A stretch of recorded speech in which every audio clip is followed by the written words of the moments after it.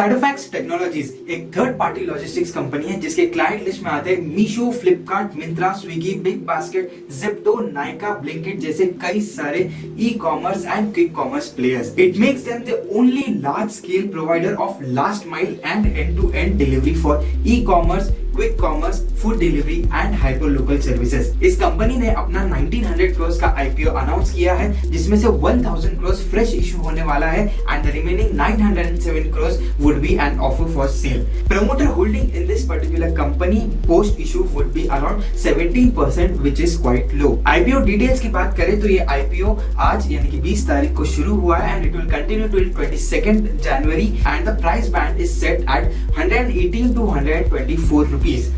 Listing would be on 28th Jan and green market premium इस particular IPO का है ₹6, that is around 5% as of 19 Jan 2026. Company के businesses की बात करें तो they offer 3 services including express, hyperlocal and other logistics services. Express business that is forward express parcel delivery, reverse logistics and prime delivery.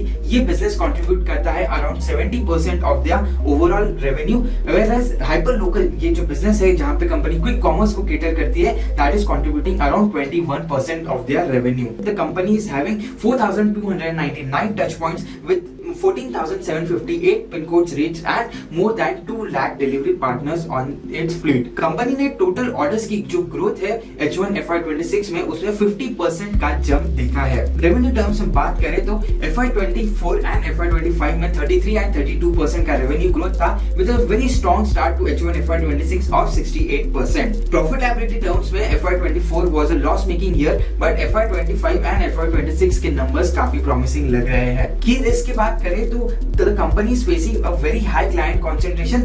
Meesho is accounting for almost 49% of the company's revenue and Meesho is considered as a volume engine rather than a margin driver because of the low average order values of Meesho.